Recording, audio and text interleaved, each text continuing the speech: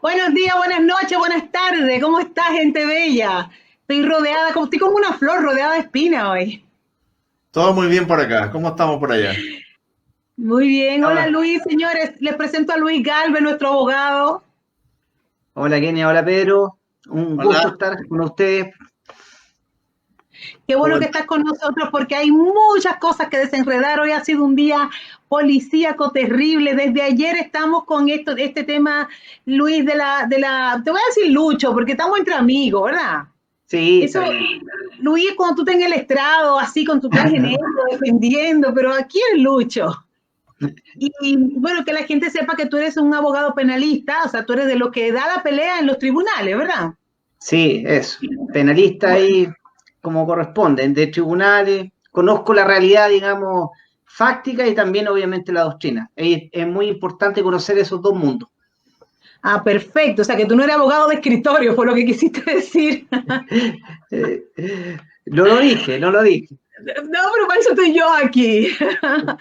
Te pone los guantes. Y ayer nos quedamos con el tema, Luis, tuvimos muchos comentarios acerca de qué pasa cuando uno tiene esa desobediencia civil, qué pasa cuando, por ejemplo, a una iglesia le dicen que no se puede hacer reunión y la hace. ¿Qué pasa cuando yo, como pastora, le digo a la gente, no le hagamos caso a lo que está diciendo el gobierno, vámonos y juntémonos y congreguémonos, si eso tiene alguna penalización aquí en Chile? También estuvimos hablando de la fiesta de Maipú, la sonada fiesta de Maipú, toda la gente que estuvo ahí, qué consecuencia podría tener eso. Esa gente se ganaron sus milloncitos, pero uno no sabe si alguien salió contagiado de ahí a contagiar a otro. Si una persona muere víctima de alguien que se contagió ahí, ¿qué pasa? Todas esas preguntas que las queremos hacer en el día de hoy. Eso, son varias preguntas. Son muchas. Así que vámonos de una vez a lo que vinimos, como se dice en República Dominicana, y la gente que nos está mirando, ya saben que desde el principio les pedimos que comente, que dé like, que diga hola, aquí estoy, que se comunique con nosotros y sobre todo que comparta esta transmisión en vivo en su propia red social, porque así usted ayuda a que lo que se enseña aquí, lo que se entrega, usted ve que con expertos, que yo estoy aquí rodeada, otra gente también se beneficia. Así que ya sabe, comparta. Nos vamos de inmediato entonces con el meme del día, Luis. Esta es una sección, un segmento que tenemos aquí. ¿Tú sabías? A ver, El meme del día, la sección favorita de Pedro Valdivia. Él la ama, él la pide, él la golosea, él la desea. Y aquí está con ustedes el meme del día. A Y ver, ahí lo veamos, tienen. veamos qué pasa. Ahí está el meme del día. Déjame que lo vea también ¿Está Luis. confirmado qué, sí? ¿Cómo? ¿Está confirmado qué? Ah, está confirmado que el COVID-19 es algo ahí. Sí, está confirmada. Tú no lo viste, espérate, te lo voy a poner de nuevo. Estamos lentos. Te lo voy a poner de nuevo, mira. Ahí dice. Ahí está, ¿lo ves? Está confirmado que después del COVID-19 vendrá uno peor, el débola. Oye, mira, yo creo que antes del COVID-19 va a venir el Debo 2. Qué terrible, ¿eh? Sí, yo creo Mira, que eso va a ser antes. duele, pero es una gran realidad. Debo la casa, debo la luz, debo el teléfono, debo el agua, debo la tienda, el débola. Sí. ¿Qué tú Le van a opinas caer, de eso? y va a pasar como en una crisis que hubo en Chile hace varios años atrás, entonces que a este barrio tan conpiscuo y tan así, tan como es la dehesa, le pusieron la devesa. Debe ser. La devesa. Y era verdad, ¿eh? Era absolutamente verdad. Sí, porque la gente ve al que parece rico, pero debe hasta el alma.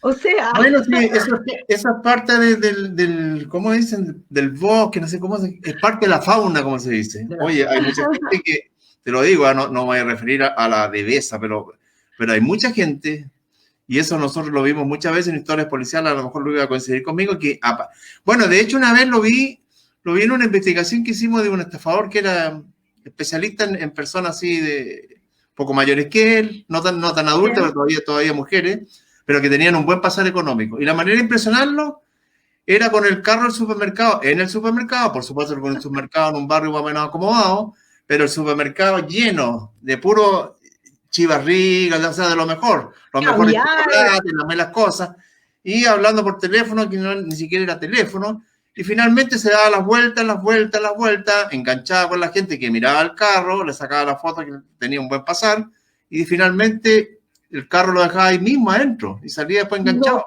No puede ser.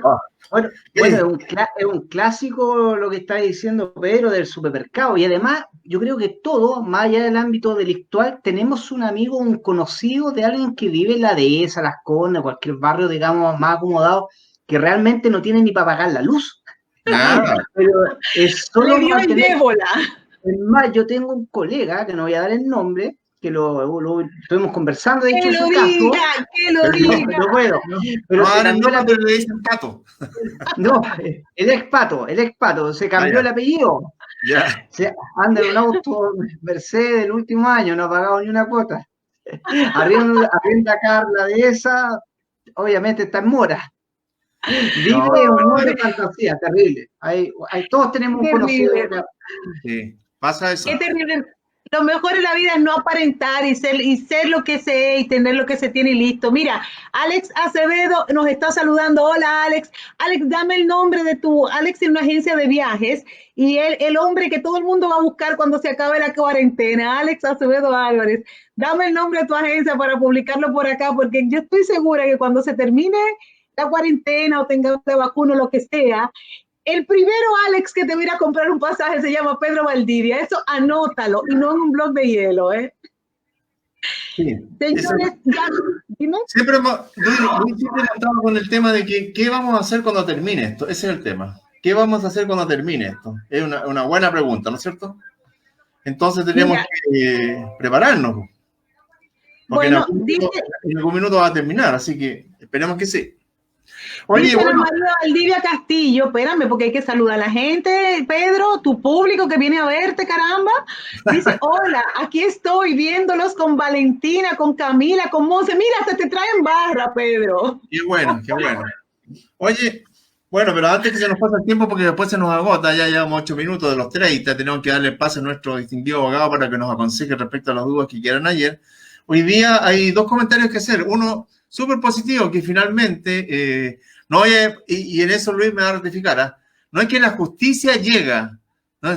Dice la justicia tarda pero llega, no, yo como ex policía, hoy día profesor de policía, digo, la policía a veces tarde en su investigación llega, pero llega. En este caso llegó a la PDI y detuvo a gran parte de la banda que asaltó el camión de transporte de valor en el aeropuerto hace un par de meses atrás, llevándose $14 millones en billetes.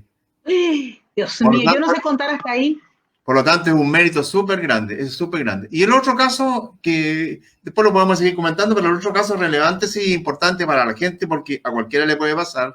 Hoy día hubo un hecho en la comuna de Independencia, hubo un asalto ahí por un sujeto, armado presuntamente, en un banco ahí, en un banco comercial donde habían 13 personas.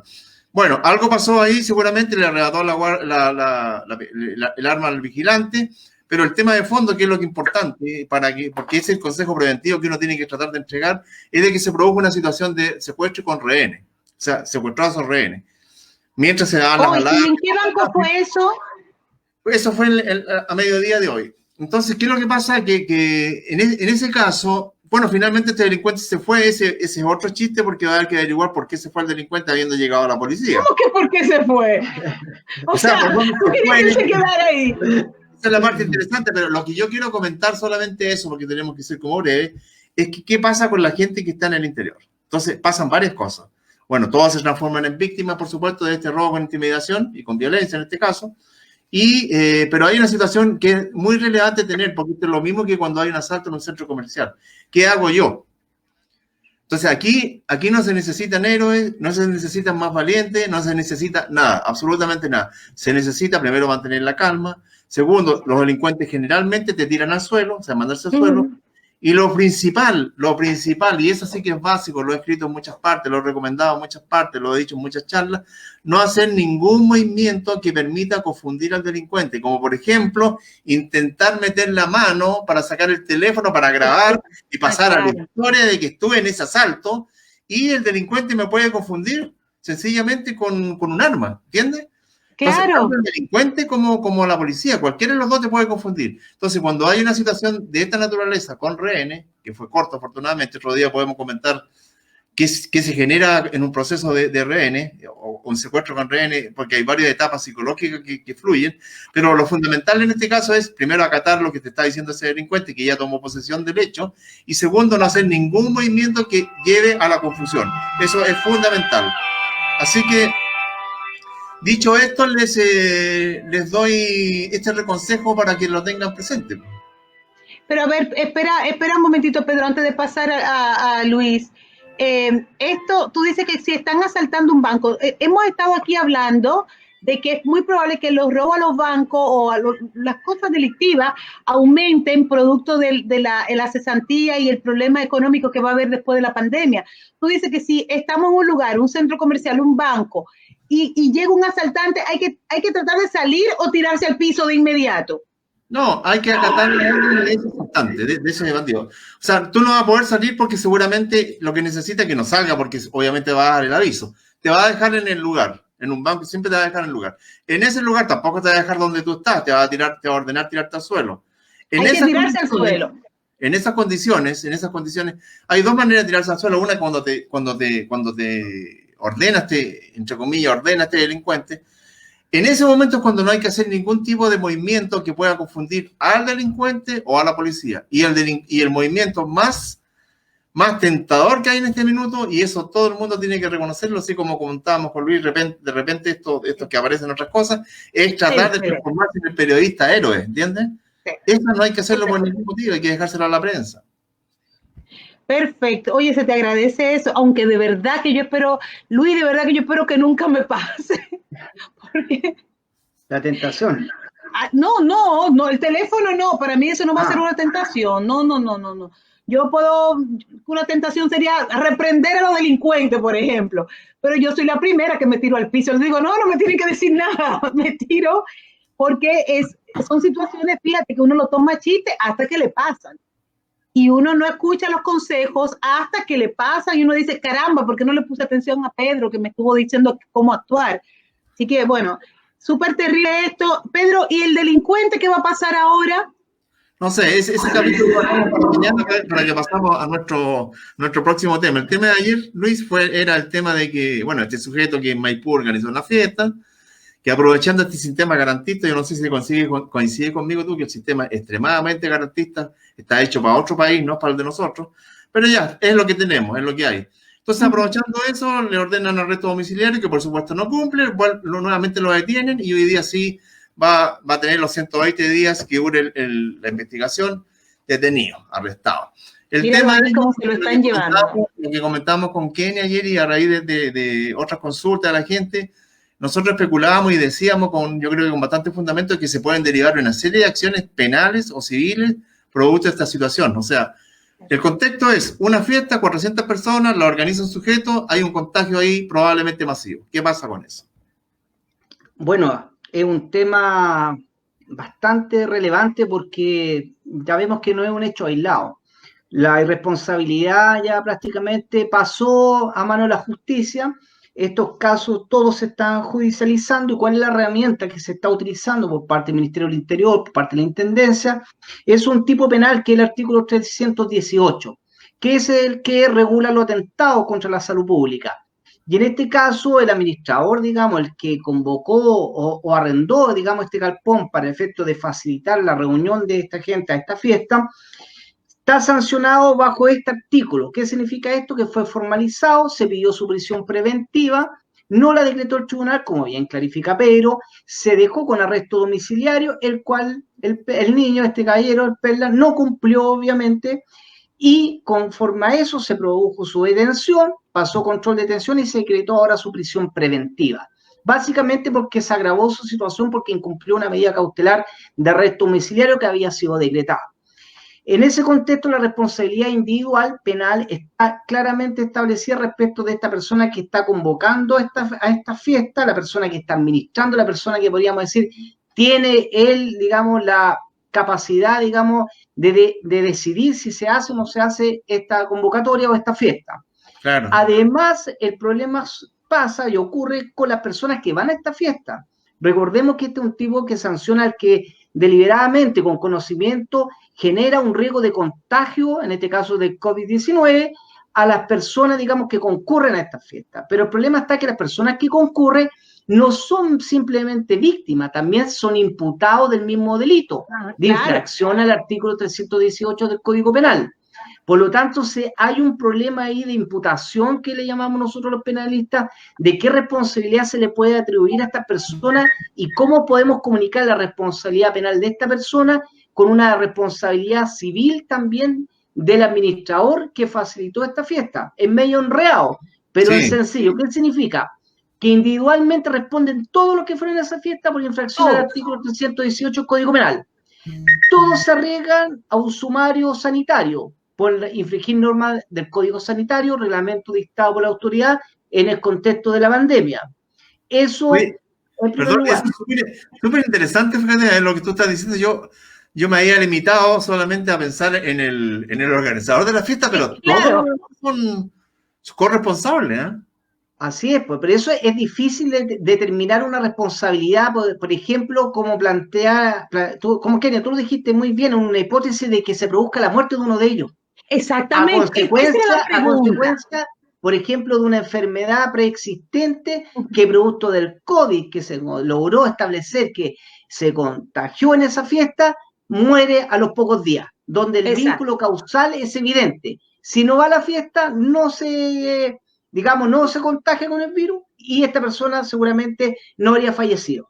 El vínculo causal es claro, pero ¿qué atribución de responsabilidad le podemos establecer a esa persona administrador? Y aquí viene un problema, y eso es la línea, digamos, difícil de entender desde el punto de vista no jurídico, que existe lo que se llama cuando una víctima, bien lo sabe Pedro, en caso de accidente de tránsito, se expone imprudentemente a un riesgo. En este caso, cuando una víctima, entre comillas, sabiendo que está en un toque de queda, sabiendo que hay una prohibición en virtud de una cuarentena, sabiendo que puede ser un riesgo de contagio del coronavirus, decide el mismo exponerse no solamente a contagiar a otros, sino a ser contagiado. Nosotros podemos exigirle al administrador, además, una responsabilidad por ese hecho, que voluntariamente accedió, digamos, a esta víctima e imputado a la vez. Es bien complejo. Yo creo ¿No se puede o se puede? O sea, se puede desde el punto de vista civil. Ahora, la responsabilidad civil claramente y por norma expresa respecto a las personas que se exponen imprudentemente a un riesgo de sufrir un daño es una eximente responsabilidad penal o un atenuante. En materia penal no está regulado expresamente, pero sí uno puede hacer el análisis causal. ¿Y qué se cae en la imputación penal? El vínculo causal. ¿Por qué? Porque la persona, el organizador, el administrador, no es el que decide que la persona concurra a la fiesta bajo engaño, sino que ellos van voluntariamente. Él no lleva a nadie. Voluntario, es una opción que tomó. Es una cosa voluntaria, él no obliga a nadie a que vaya. Y es voluntaria, además es ilícita y la persona lo está haciendo con dolo, o sea, consciente de la ilicitud de su actuar. Por lo tanto, la responsabilidad yo entiendo que se limita a la individual, código sanitario, multa hasta los 50 millones de pesos, si es residente hasta los 100 millones de pesos, que son las facultades que le da el código sanitario, y penal, depresivo menor o su grado mínimo, hasta 540 días, multa hasta 20 UTM. Eso, digamos, es el gráfico, digamos, de responsabilidades civiles y penales que se pueden perseguir en este caso. Imaginémonos, Luis, que uno de los asistentes a esta fiesta, entonces, ya que toda la responsabilidad no va a caer sobre este guatoncito que estamos viendo en pantalla, que encima de todo hasta se salió del arresto domiciliario y hubo que volverlo a buscar, ya que no podemos señalar a ese caballero, imaginémonos que uno de los asistentes a la fiesta fue a su trabajo y allí contagió a un adulto mayor que trabajaba con él y el adulto mayor muere. Eso es trazable, o sea, eso es una cosa como que se puede seguir. Perfecto. No podemos decir...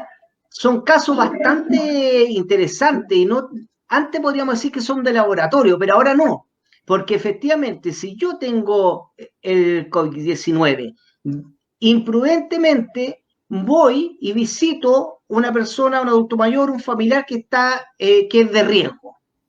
Consciente, digamos, que yo tengo ese virus. y que puedo contagiarlo, igual lo hago. ¿Puedo recibir una imputación a título de infracción al Código Penal por infracción a la salud pública? Sí. El punto es, ¿me pueden condenar por el homicidio con dolo eventual de la persona que yo contagié y murió a consecuencia de este coronavirus? Y se abre la discusión. Yo Claro, creo que ahí está la yo creo, complejidad. claro, porque estamos hablando ya de un homicidio, y el homicidio, aunque sea con dolo eventual, es decir, que aunque la persona no quiso hacerlo directamente, pero sí aceptó que podía contagiarle y provocarle la muerte, igual fue. Pero la pena es la misma, exactamente la misma. ¿Y cuál va a ser la delgada línea ahí entre responsabilidad a título de dolo eventual, homicidio simple, o va a ser a través de una figura del cuasi delito homicidio? Yo creo que va más por una responsabilidad por cuasi delito homicidio si se logra establecer que efectivamente esa persona, sabiendo que era contagiante, no obstante ello, se acercó a esta persona que estaba en riesgo y se acredita este vínculo causal médico de que la causa que provocó la muerte, no obstante puede haber sido una distinta al COVID-19, el COVID-19 fue que la alteró, la produjo y en definitiva lo que lo llevó a ese estado.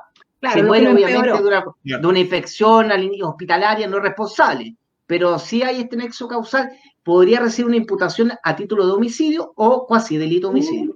A ver, hablemos de otro punto que tratamos ayer y que nos quedó ahí como medio la duda del el manejo legal de esto. Un pastor llama a la gente a congregarse a la iglesia, que vayan al culto y aludiendo, llamando a la gente directamente a la desobediencia civil, aludiendo cualquier razón, pero la gente va y se congrega. Se infecta a alguien ahí y muere alguien ahí.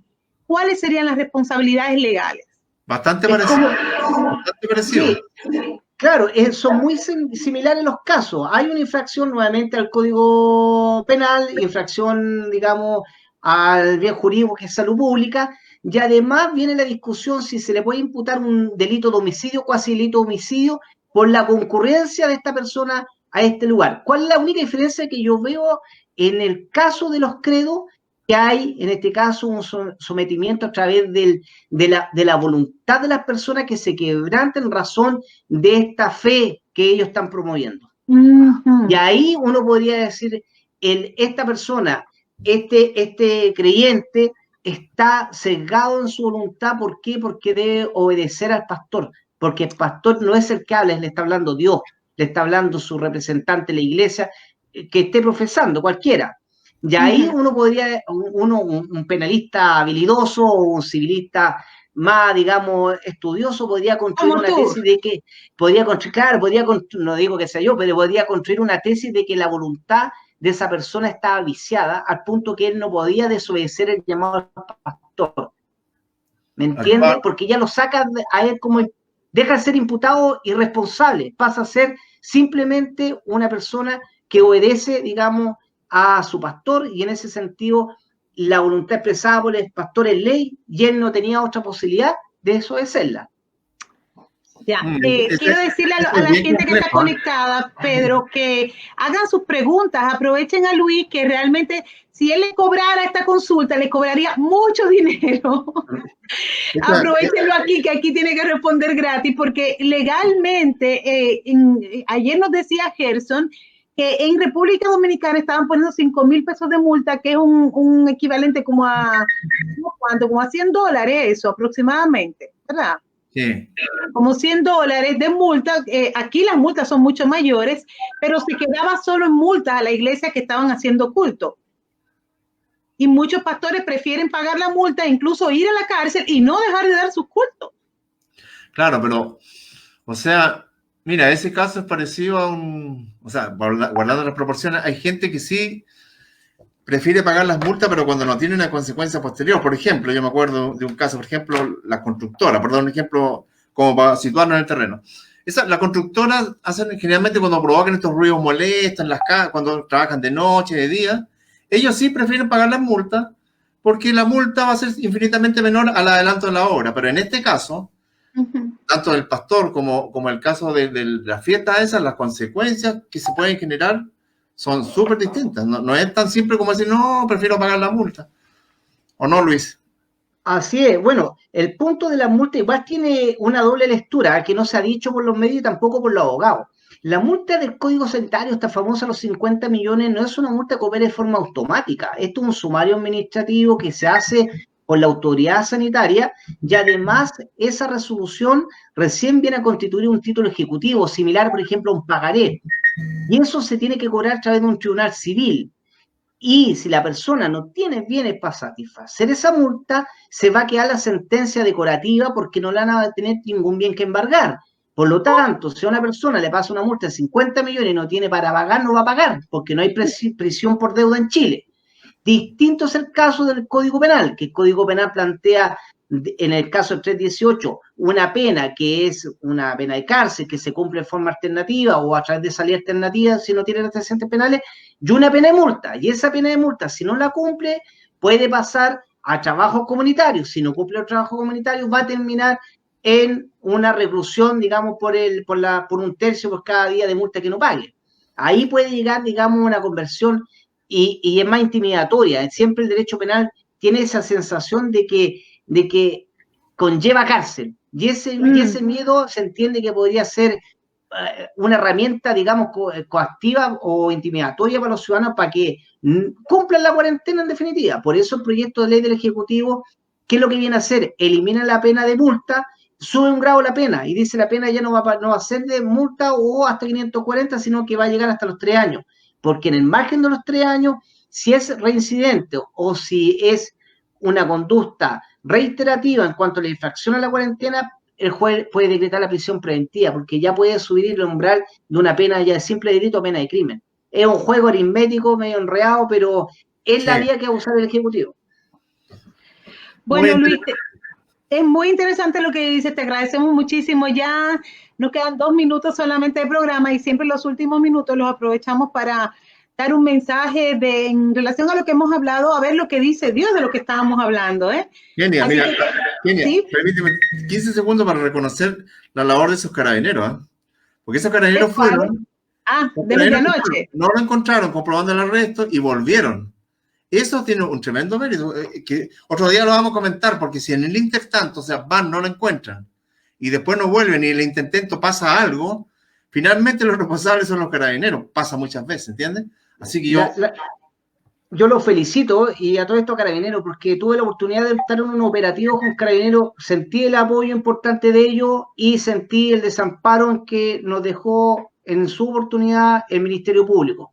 Y eso es una sensación de inseguridad que está viviendo, digamos, mucho en esta época de cuarentena con el aumento de delitos violentos. Así que vamos a comentar ese tema.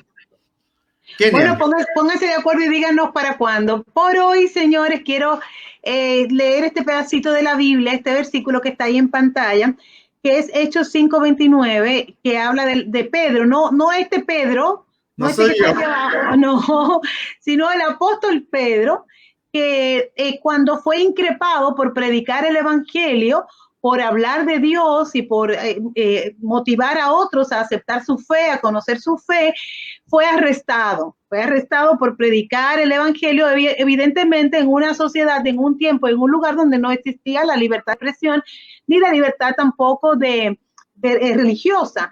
Bueno, y él en ese contexto, él le dijo a las personas que lo habían arrestado, Dios lo saca de la cárcel, lo libera milagrosamente, y cuando lo van a buscar en la cárcel no está.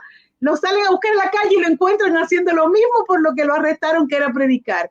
Y al final, los que lo arrestaron ya no sabían qué hacer con él porque Dios lo sacaba de la cárcel y le dijeron, oye, no lo hagas, lo amenazaron. Y él dijo, lamentablemente yo debo obedecer, lamentablemente para ellos, ¿verdad? Pero él dice, yo debo obedecer primero a Dios que a los hombres. En ese contexto es que el apóstol Pedro está diciendo que él tiene que someterse a la ley de Dios y no a la de los hombres, con relación a cuando tu libertad religiosa, su derecho de creer en una fe estaba siendo coartado, estaba siendo restringido. Él dijo, bueno, antes que yo someterme a quien ustedes quieran que yo adore o de la forma como ustedes quieren que yo lo adore, yo tengo que obedecer a mi fe, la voz de mi conciencia, podrían decir alguien ahora en lenguaje moderno, pero eso es lo que yo tengo que hacer, obedecer mi conciencia, obedecer mi corazón, obedecer mi fe antes que a ustedes. En este sentido, nosotros los cristianos podemos decir, tenemos que obedecer lo que dice la palabra de Dios antes que lo que dice la gente, pero en ese contexto, en el contexto de un movimiento que coarte mi fe, que bloquee mi fe, que impida mi derecho a la libre expresión, que impida mi derecho a elegir a quien yo quiero adorar, lo que se llama libertad religiosa aquí en la Quebrada del Ají. Entonces, la gente que está diciendo en estos días, con relación a un contexto distinto, que es el de la pandemia, que es el de la ¿cómo se llama? La restricción de la movilización y de algunos derechos que tenemos los ciudadanos, producto del estado de excepción constitucional o de emergencia, ¿verdad?, en el que estamos, no tiene nada que ver, porque aquí a nadie, este estado de emergencia o de catástrofe en el que estamos viviendo, a nadie se le ha coartado su fe. A nadie se le está diciendo ahora usted tiene que adorar a San Caralampio. A nadie se le está diciendo ahora usted en su casa tiene prohibido orar y adorar. Va a ir a la cárcel si usted ora o si usted lee su Biblia. Aquí sí le he dicho a todo el mundo, guárdese en su casa, no transite, si va a transitar, transite con los resguardos necesarios, y si está en cuarentena su comuna, no transite, pero a nadie se le ha cortado su libertad religiosa, ni tampoco su libre expresión. De hecho, nos estamos expresando libremente a través de este programa. La gente aplaude en las noches, es una expresión, la gente se dice cosas de un edificio a otro, canta, resistiré, volveremos a juntarnos. O sea, la gente no tiene en Chile, por lo menos, coartada su libre expresión. Entonces, no se puede aplicar este versículo en el contexto que fue dicho, que fue hecho, que surgió, al contexto que tenemos hoy día, porque sucedería lo que dice mucha gente, que sacan un versículo de contexto para inventarse un pretexto. Entonces, usted quiere obedecer a Dios, obedezca a las autoridades, sométase en este cuidado, proteja a sus vecinos, proteja a sus familiares, proteja el sistema de salud, proteja a los médicos y cuídese, por favor. Pero no utilice, si usted quiere desobedecer civilmente y salir, hágalo bajo su propia responsabilidad, no aludiendo que es un mandato de Dios, ni que está usted actuando bajo el apoyo de Dios. Muy bien. Oye, antes de terminar, señores, yo tengo que mandarle un saludo a mi hermano. Quiero mandar un saludo a mi hermano que está de cumpleaños. Hoy puedo, antes de irnos. Bueno.